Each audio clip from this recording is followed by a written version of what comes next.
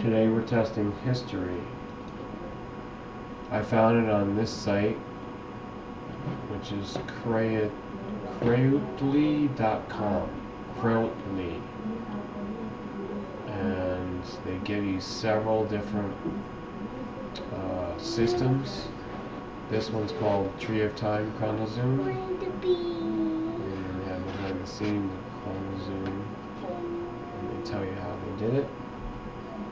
This is a 2014 project, and they have a Tate collection. I checked that out also.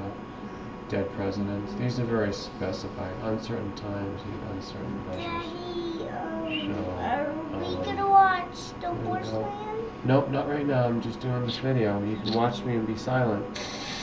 So here is where they say humanity started. And if you trace it up to the top here where they have time measured in the years they calculate, they're saying that humanity started at just before 3000 BC. And they did have a period where they talked about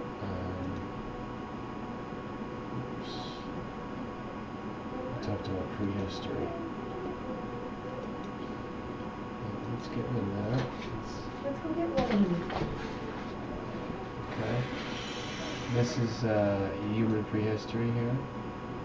You have to click on it. Human prehistory goes back to before 9,000 years. 9,000? This is 9 million years ago. 9 million years ago. So let's go to here to open up again the humanities section.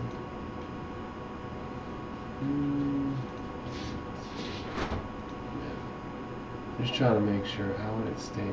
It's easier to see it when it's on black, but this is the Babylonian, which we're interested in. Okay, yeah. Babylonian starts around 2200 BC. If you look here at this line here, this is 1000 BC, and take a look over here. Let's get up to this part here. Oops, it covers it. So you see where it still says 1000 BC. That's an important marker because this is when the Bible and research has shown, biblical research, that around 1000 was King David and his son King Solomon, and then the fall of that Israelite world empire. A very, very focused time. And you'll see it came in the middle of Babylonian history. Babylonian history, as I said, goes just about maybe 2200 BC until they even have it going into like 700 AD. So I'm surprised. I didn't know that they could say it existed until then. I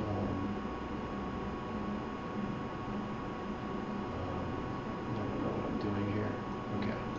I don't know how to control this thing to where it stays black. I don't like it how it turns white like that. I think that's a mistake. Anyhow, let's go Old Babylonian period. I can't see the years again.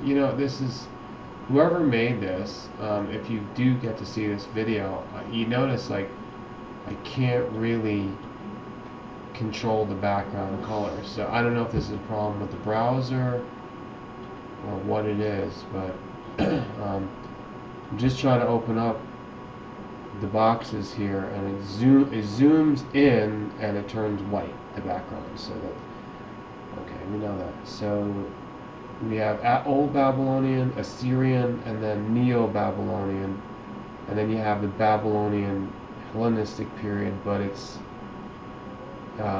broken up here as a first Persian period. So this must be where the Persians took over the Babylonians, and that would seem to be in the second, first century BC, right before Julius Caesar here in the Roman history.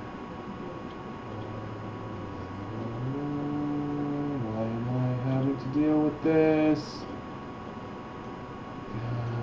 Okay. Roman Empire starts here with Julius Caesar, basically. So, what they're saying is that the Roman Republic exists since about 600 BC. And the Roman Empire begins and it goes here until about, wow, yeah, 1500. Mayan history is even beyond that. It covers all the Babylonian and the Roman history. But what I'm mostly interested about is Babylon, because Babylon has always fascinated me, and you can see that there's basically like 2 millennia of experience, and the height of it must have been around before King Solomon and until the Assyrians took over at the same time, or during the time of King David. And then you had a Neo-Babylonian 2 times here, which would make it very different. So what I'm thinking of is most likely the height of the old Babylonian period that really just I relate to, it just fascinates me.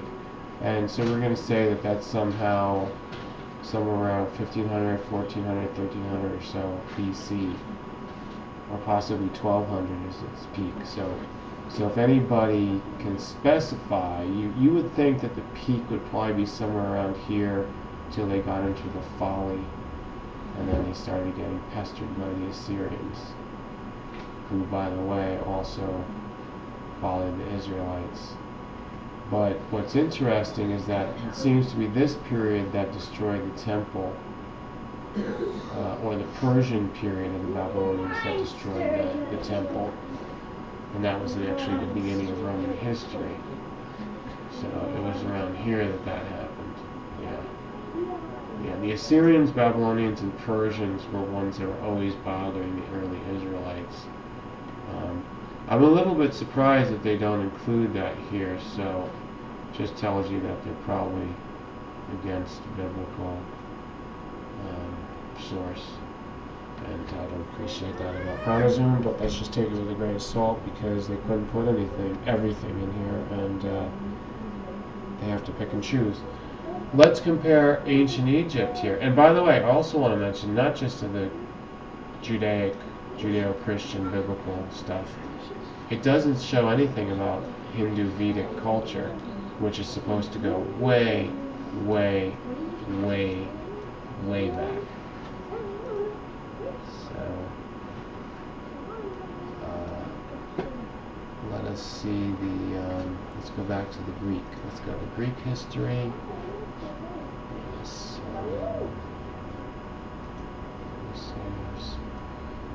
Greek history. Open it up.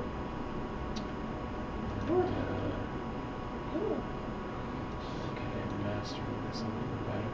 Greek history, they show that starts a little bit before Babylonian history and goes until around 400 BC. Minoan and Mycenaean, and then Archaic. Greek Dark Ages, then Archaic. Greek Dark Ages apparently show to occur around the time of the Israeli period. So when Babylon was pretty high, they were giving homage to Israel, King Solomon, and also the Greeks were giving homage because they had fallen.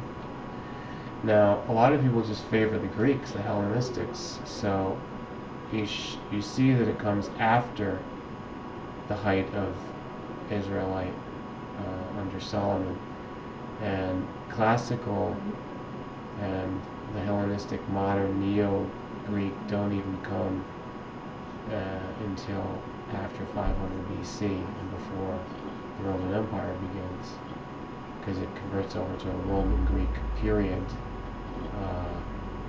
at the turn of the millennium here into BC, from BC to AD. So what's interesting is, but I disagree with this. I think Greek history, and possibly even Babylonian history, goes back even further. I would say Greek history should go all the way back here, like twice as long. Egyptian history, possibly almost as far. See, what this is showing is that Egyptian history is older, and I don't agree with that. What you can show here is that during this period, intermediate, it's the second intermediate, and then there's, let's see, Middle Kingdom goes to second intermediate, and then third intermediate, dynasties. Second intermediate leads to New Kingdom. So I think it was somewhere around here that it was the time of King Tutankhamun.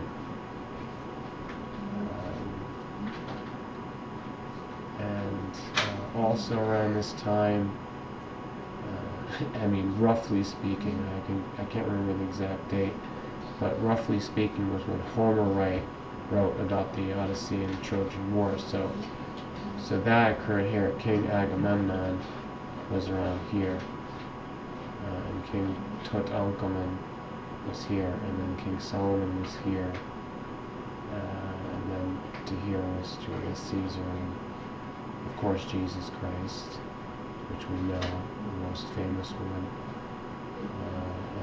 and then into more recent history, which I'm not going to talk about. I'm mostly talking about the 3,000 year period before Christ.